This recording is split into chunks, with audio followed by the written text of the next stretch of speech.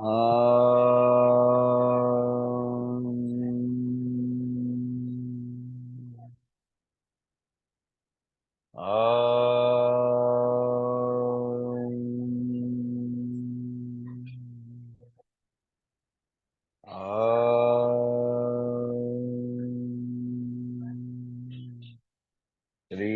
Gurubhyo Namaha Harihi Om. Will you do the Gita Dhyana Slokams, Raghuji?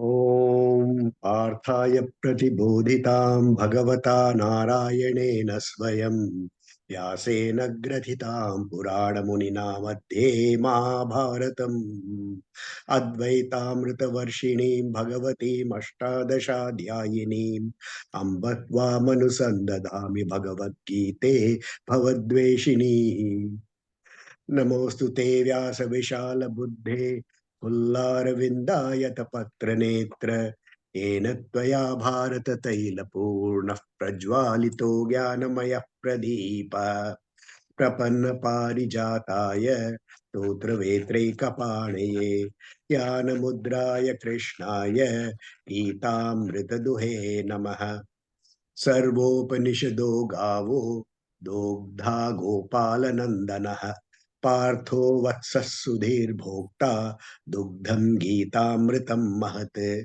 वसुदेवसुतं देवं कंसचाणूरमर्दनं देवकी परमानन्दं कृष्णं वन्दे जगद्गुरुम् भीष्मद्रोणतटा जयधृतजला गान्धारनीलोत्पला शल्यग्राहवती कृपेण वहनी कर्णेन वेलाकुला अश्वत्थामविकर्णघोरमकरा दुर्योधनावर्तिनी सोत्तीर्णा खलु पाण्डवैरणनदि कैवर्तकः केशवः पाराशर्यवचः सरोजममलं गीतार्थगन्धोत्कटं नानाख्यानककेसरं हरिकथा लम्बो सम्बोधनाबोधितम् लोके सज्जन षट्पदैर्हरः पेपीयमानं मुदा भूयाद् भारत पंकजं कलिमलः प्रध्वंसिनः श्रेयसे मूकं करोति वाचालं पंगुं लंघयते गिरिं यत्कृपातमहं वन्दे परमानन्दमाधवम् यं ब्रह्मा वरुणेन्द्र रुद्रमरुतः स्तुन्वन्ति दिव्यैस्तवैः वेदैः साङ्गपदक्रमोपनिषदैः गायन्ति यं सामगा ध्यानावस्थिततद्गतेन मनसा पश्यन्ति यं योगिनो यस्यान्तं न विदुः सुरासुरगणा देवाय तस्मै नमः। Hari Om. Samir, one in the fourth sloka or stanza, Raghuji says Mahate. Is it Mahate? Because in my book it is written as Mahat. Which one is right? So it is Mahat. So Mahat, okay. So that Halanta Niche, what happens is, so Raghuji comes from the Dravid school of pronunciation, the mother tongue influence over there will be slightly different.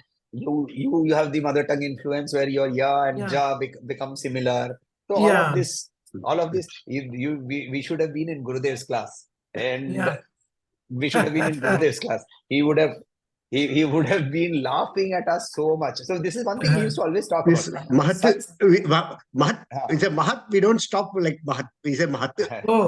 Acha Mate. Acha. Like Tamil Nadu is not Tamil Nadu, as people say. It's not Tamil Nadu. Tamil Nadu. Tamil Nadu. Tamil Nadu. You will write Tamil Nadu, but we say Tamil Nadu. Okay. So, thank you. So, Parthuda, if you want to recite the shlokas, we will start with 21 to 26? 23 to 26 is good enough. 23 to 26. Okay, I will try.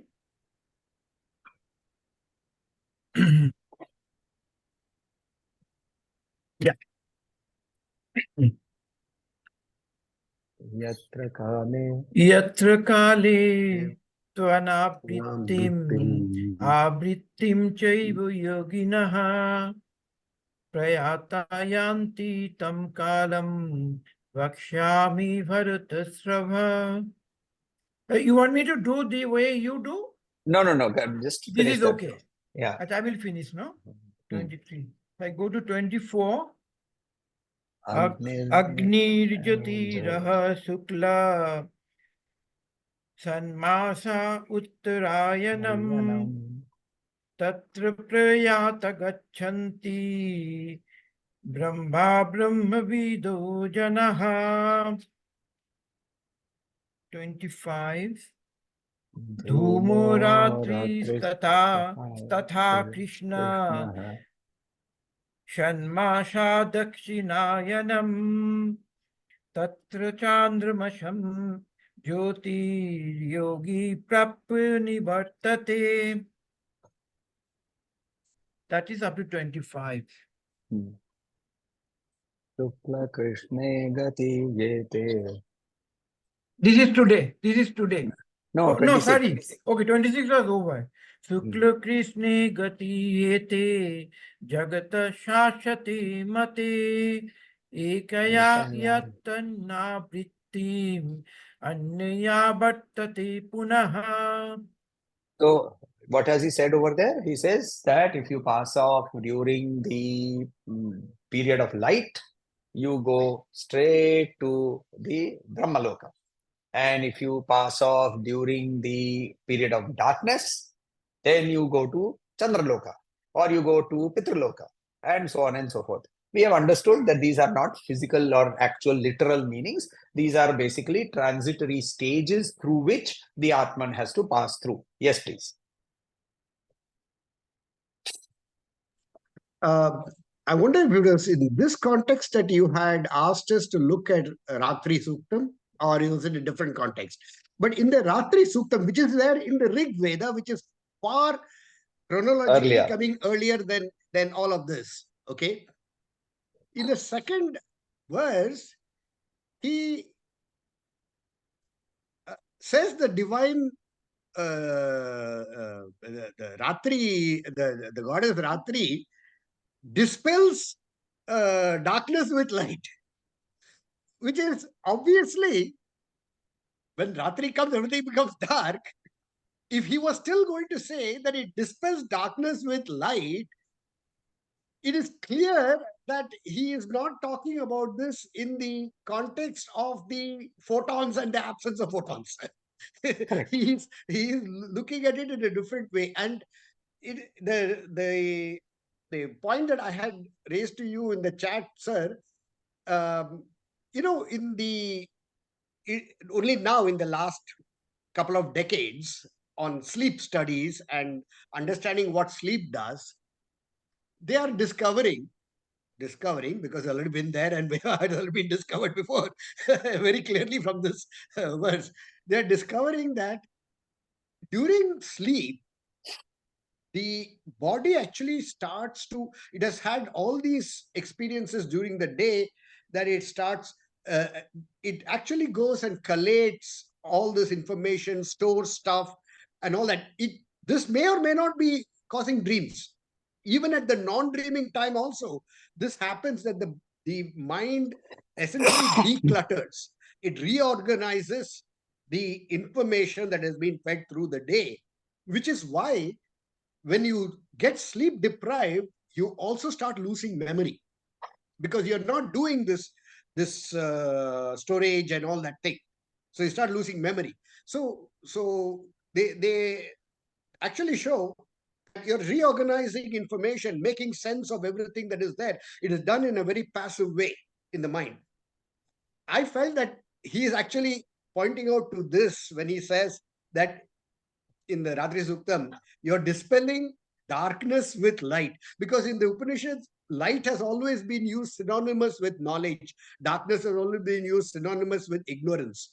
So, I mean, that is my take on this verse. So which is, and also explaining why Krishna never meant that you have to wait till Uttarayana until Ekadaya of a particular day on the way, saying Purnami and all that to make a move.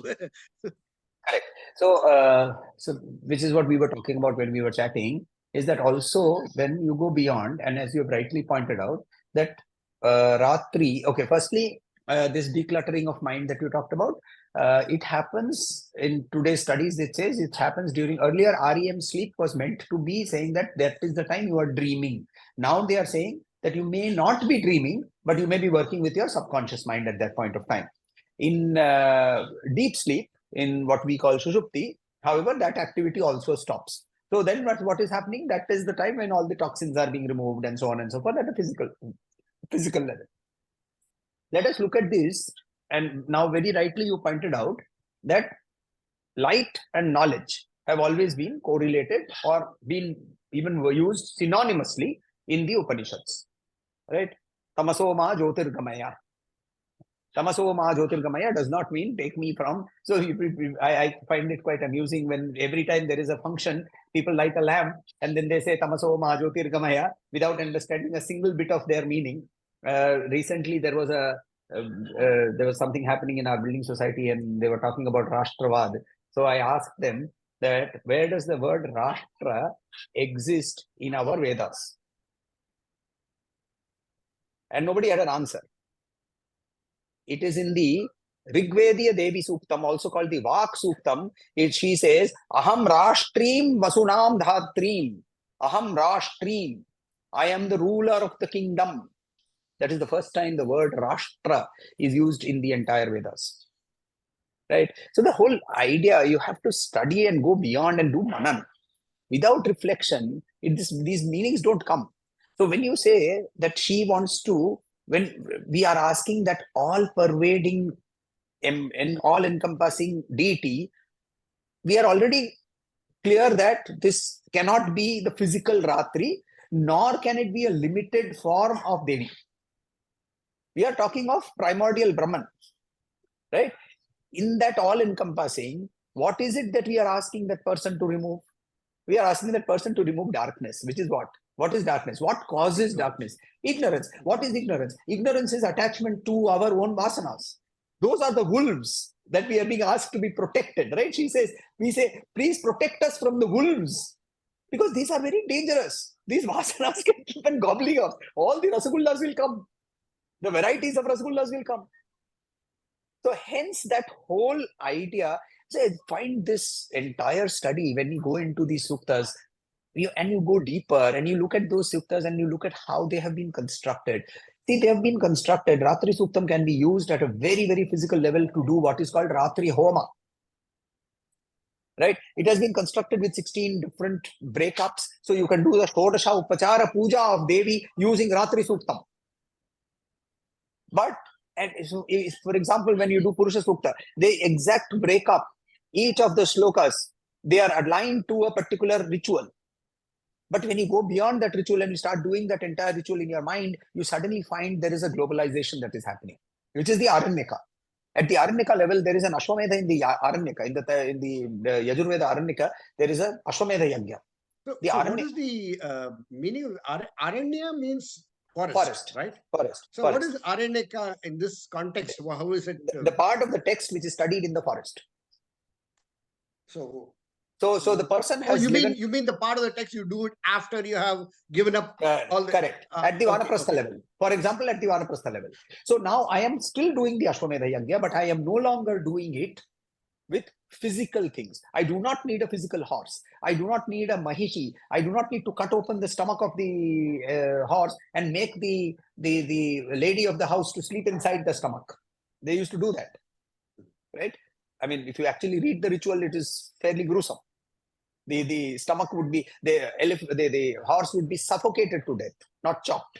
He would be suffocated to death with a pillow. The pillow had to have a golden border, right? Only the king was allowed to do the suffocation. And then the king's son, if he had a son, or his next in line, would cut open the belly of the horse. And the queen was supposed to go and sit inside the belly of the horse, coil up as a fetus and go inside the belly of the horse, which apparently accorded her fertility to produce more progeny and so on and so forth. Now, I personally believe that while these could have had some definitely energy processes, the whole idea of internalizing them and doing the entire Yashomeda Yagya over a whole period of 1 year mentally involved a huge amount of mental discipline. Creating that mental discipline, then you are ready to go to the Upanishadic study, where now you have started the questioning process. That was the gradation. So the Brahmana, the Samhita, was when you and I are right now, for example, Grihastis, and we do the Agnihotra, we do the Dashapurnamasa, and we do all these homas, and then we move on from there. Now we go into the sort of seclusion, and we do the same rituals, but we now have started internalizing them. And we have created that mental discipline to be able to do the entire ritual mentally. And also start developing those questions as to why I was doing this, what did it mean? Then you're ready to do the Upanishadic questioning, which begins with, who am I? Koham. So do you know the story of Pusalar? Sorry, but we'll come back to you. Just yes, Patuta. Just one related question to you. Is it possible to do meditation while going to bed, like lying down in the night? If you have developed enough mental control to not fall asleep, then yes. So, okay, let me give you a Gurudev story here. So, Gurudev is asked by one of the Shishyas, Gurudev, I have started, when I started doing the japa, I used to feel very excited. I used to feel very happy. I used to do my japa so very beautifully. But of late, whenever I sit and do my japa, I go to sleep. How do I overcome this? And Gurudev said, congratulations, you have progressed. So this person was very surprised. How have I progressed? I'm going to sleep. So he said, let me explain. When do you go to sleep? When your mind has become still. You have not yet learned to control your mind when it is still, but you have at least learned how to make it still. Not by itself, not by tiredness, but by your prompting it through japa, you have forced your mind to learn how to sit in one place. Carry on. Then you will learn how to control it also.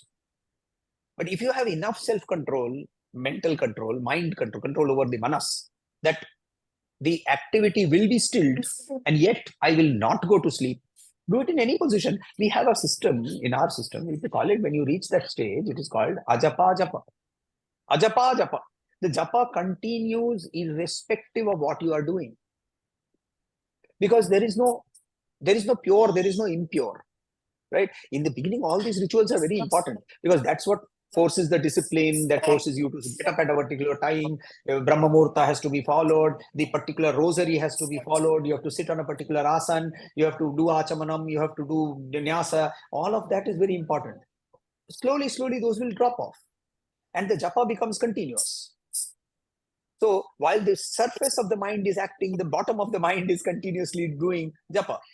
And when the surface stops acting, the japa just rises to the surface. So then at that stage, do it wherever. Do it in the potty, do it while eating, do it while going to sleep. There's no problem. There's no problem. Okay. Yes, sir. You were telling us a story. Thank you. Yeah, I think it is Pusalar. He completely, in his mind, he built the entire temple to Shiva. Mm-hmm. Wasn't it Pusalar who did that? I don't know if you know the story. The story is there was this king who was a very great. Pusalar, I know, is the Nayanar. Yes. I know that much, but I am not sure as to the story of. Maybe I'm picking the wrong Nayanar. I don't know. See, there was this king who was a great devotee of Shiva, who was building this huge, beautiful temple to Shiva. And being a very great devotee, he said that he wanted Shiva himself to come for the Kumbhabhishekam. Okay. So he had set the date of the Kumbhabhishekam and everything. He approaches Lord Shiva and says, can you please grace the occasion and come? And Shiva says, when is that going to happen? He says, going to happen such a day. Oh my God, I'm sorry. I have agreed to attend the Kumbhabhishekam of another temple that's happening, just 60 kilometers away or something like that. The king was puzzled. He said, I don't know of any temple that's being built. And if it is such a big temple that Shiva himself is going, then I should have known about it. How come I'm supposed to be a king? These things are not unknown to me. So he goes, and there he finds this hermit sitting in a hut, and he goes and says, "I was asked to come here. I hear a temple is being built." He said, "Yes, I've come there. I'm almost at the stage of doing Kumbhabhishekam." And he said, "What is that?" And he describes. That's when the king realizes that he's in front of somebody who's far, far superior to him.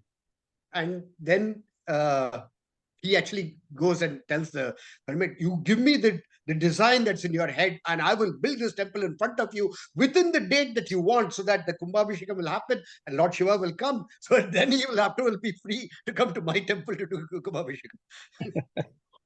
So, very, very interesting story. I'll check this up and love. So I think it's the Periya Puranam, which is the stories of all the 63 Nayanas.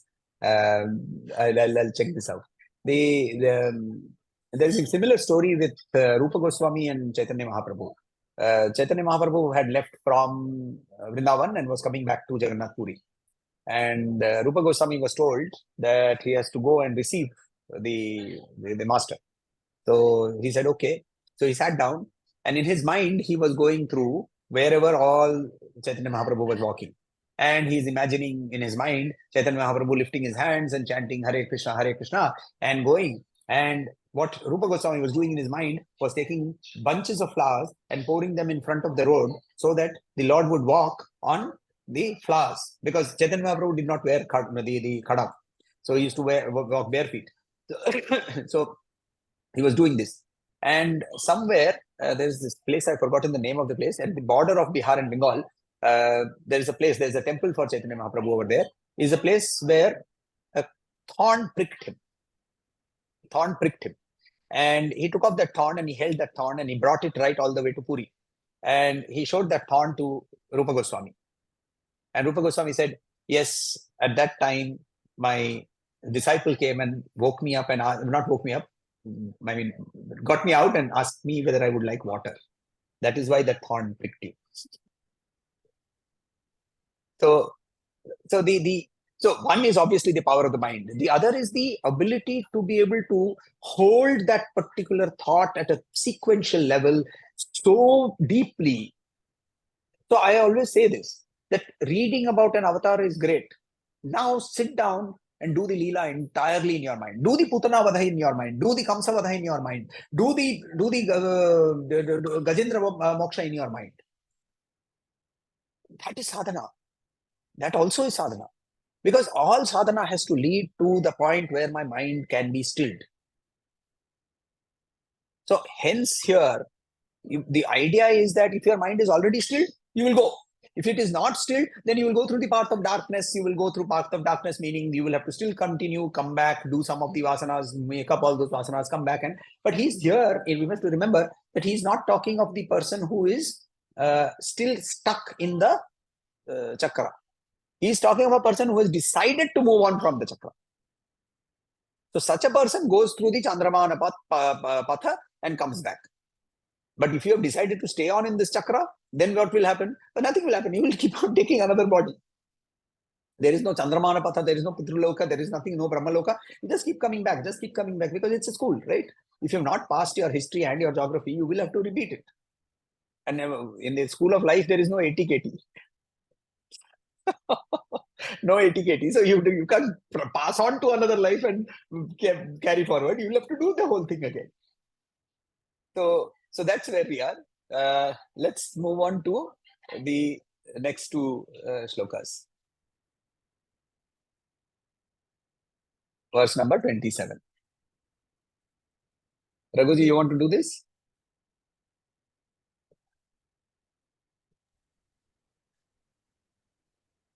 Naite sriti partha janan. Daite sriti partha janan. Yogi muhyati kaschana. Yogi muhyati kaschana. Naite sriti partha janan yogi muhyati kaschana tasmat sarveshu kaleshu yoga yukto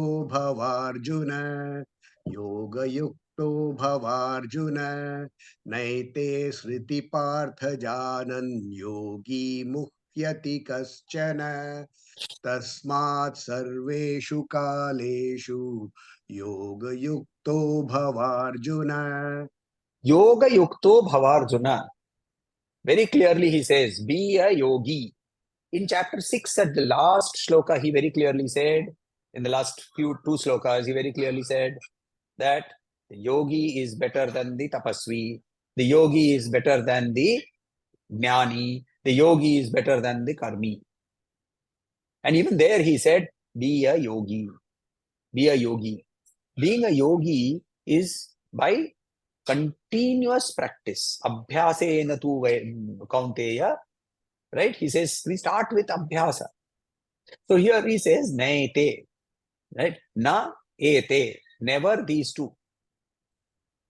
Na ete. These two. Sriti. Path. Partha. Janan. Knowing. Yogi. A yogi. Muhyati. Moha. Moha from moha. Muhyati. Bewildered. The confused. Kashchana. Any. Tasmat. Therefore. Sarveshu kaleshu. In all times. Yoga yuktaha. Being situated in yoga, being joined in yoga, be bhava Arjuna. So he says that these relentlessly, there is this feeling of relentlessness here, who are continuously striving for yoga. These are the true yogis. That's my reading. I mean, I'm not, this is not Gurudev. I have this sense of relentlessness here. I have a sense of this extreme diligence here. A sense of consistency here. And they are the ones who recognize themselves as recognize is not realization. Cognize means to understand. Recognize means to understand again. Right? It's at understanding at a buddhi level. That he recognizes himself as that small parcel which is actually part of the whole. And then it's a very easy jump from there to say Purnamadah Purnamidam Purnata Purnamudachyate Purnasya Purnamadaya Purnameva Vashishyate. That's a very easy jump. The jump from saying that I am this limited body, mind, intellect to that point where you are saying that I am part of that whole is a large jump. Then part of the whole is equal to the whole. That's a very easy jump. That small jump can only happen with relentless, diligent, consistent practice. So at all points of time, do I pull my thoughts back? All points of time, do I pull my thoughts back?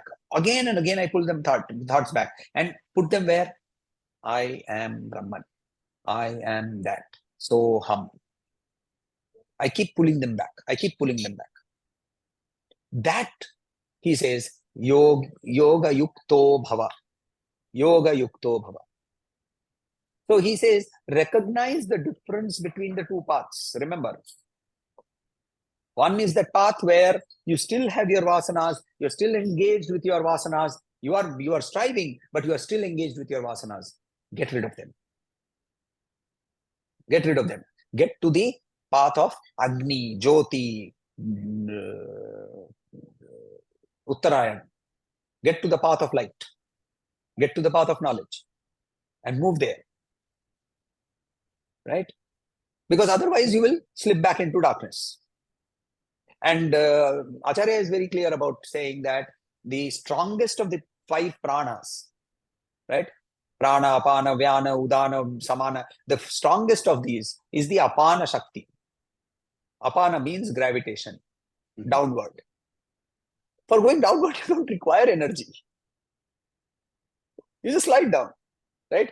When you're going from a hilltop, when you're climbing up, you are going second gear, whatever, you're pushing your car. But the moment you reach the top, then you can actually switch off the engine and you'll still slide down as long as you have some control over the brake. You'll still slide down. Sliding down requires no energy. And hence, Krishna is very clearly warning us that the two paths are very different. You may be feeling that you need to find out who you are, but if you have not overcome your vasanas, if you have not strived to overcome your vasanas, and how do I overcome my vasanas? It's very simple according to Ramana Maharshi. Say no. That's all. Say no. Whenever your mind says, I want to do something, doesn't matter what it is, good or bad, just say no and step back. And then examine where that thought came from. Why do I want to do this? Who wants to do it? Examine. And immediately all those thoughts will start falling in place.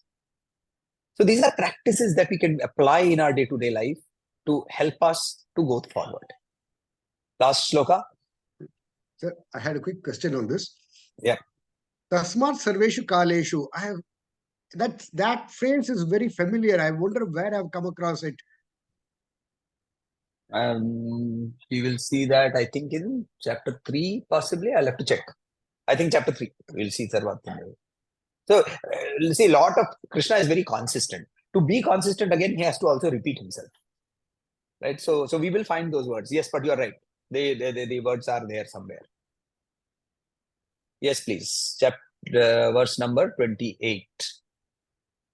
Partha, you want to try? Yeah, okay, let's see if Partha wants to try. If he wants to try, we can go ahead. No, okay. 8. Raghuji. Vedeshu yaggeshu tapasu chaiva. Vedeshu yaggeshu tapasu chaiva. Daneshu yat punya phalam pradishtam. Daneshu yat punya phalam pradishtam. Vedeshu yaggeshu tapasu chaiva. Daneshu yat punya phalam pradishtam. Atyetu tat sarvamidam viditva. Atyetu tat sarvamidam viditva. Yogi param sthana mupaiti chadyam. Yogi param sthana mupaiti chadyam. Atyetu tat sarvamidam. It's atyeti. Atyeti tat sarvamidam viditva. Yogi param sthana mupaiti chadyam. Vedeshu yaggeshu tapasu chaiva. Daneshu yat punya phalam pradishtam. Atyeti tat sarvamidam viditva. Yogi param sthanamupaiti chadyam. Vedeshu, in the Vedas, in the study of Vedas, we have to understand the context. So here, in the study of the Vedas, Yajneshu, in the performance of Yajna, Tapasu, in the performance of austerities, in the performance of tapas, cha, and eva, certainly, daneshu, in giving charity, in giving whatever, in giving your time or money, yat, which punya phalam, the fruits that you will get, pradishtam, that which you get. Pradishtam is that which you gain, which you acquire. Pradishtam. Atyeti. Atiyeti goes beyond. Just 1 second.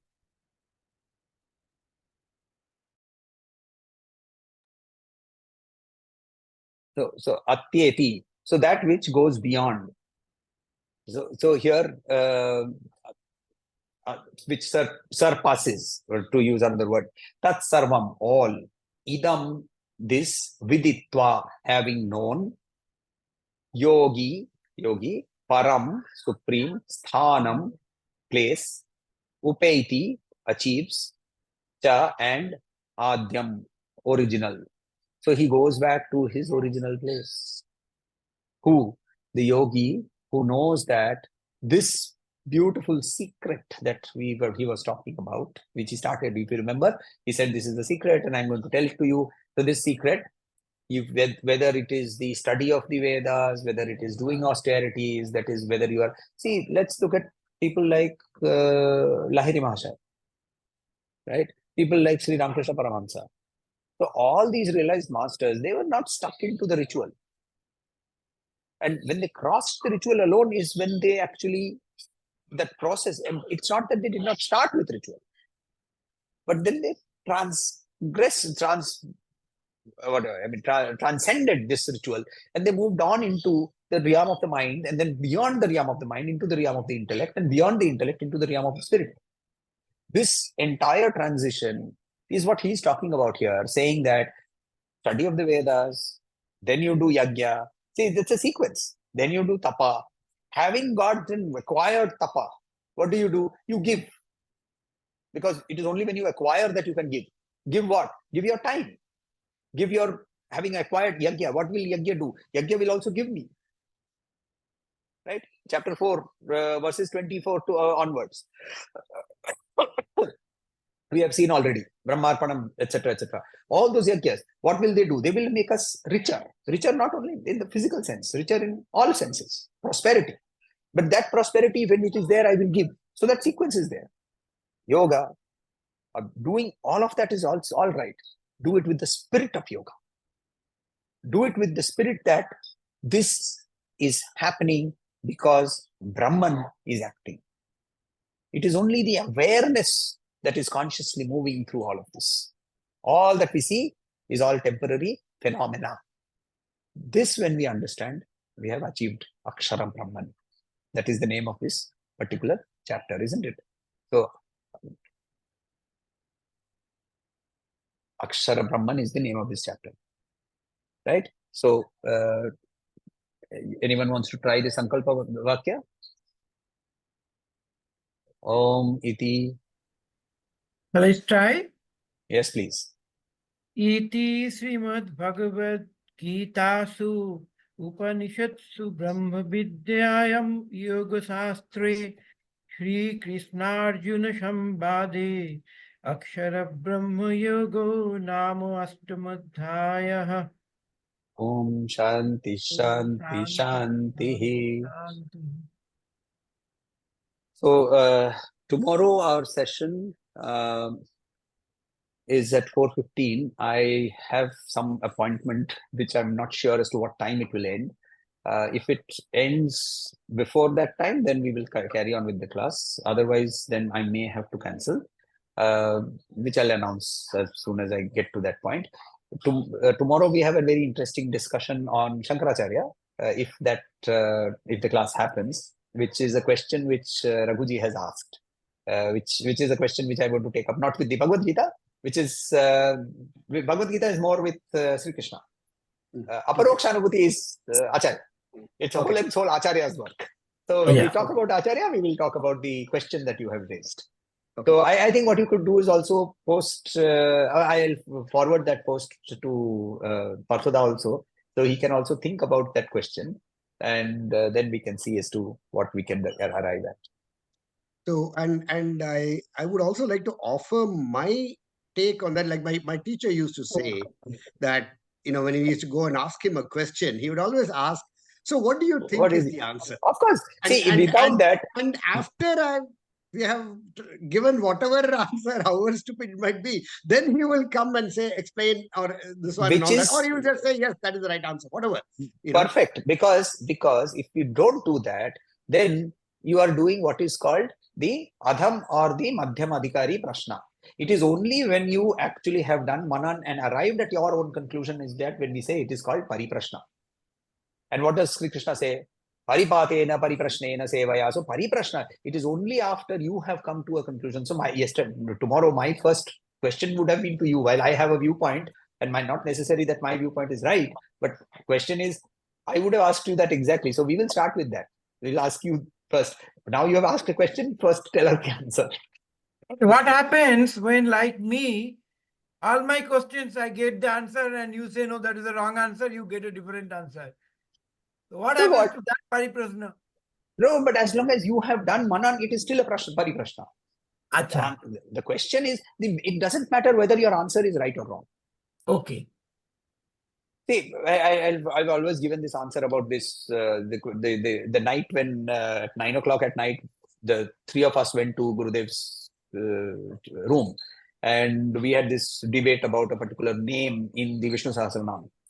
And when we went and asked him the meaning, His first question is, what is your meaning and why are you all debating? What are your answers? And after we gave the answers, he came up with a fourth answer. And then he also told us that don't accept this fourth answer as the only answer. Okay. Go and do manan. Reflect. So, the answer may or may not be right. The question is, am I applying the process of doing reflection? Chaliye, let's. And will you give questions for the quiz like you gave last time? No paper leaking this time. No, but you give questions, no? No paper leaking. This time it is Oh, all it will be random, any 1 to 8. question. Yes, it could be Oh. anything from 1 to 8. Please study. Oh, acha, okay. Shanti Shanti Shanti.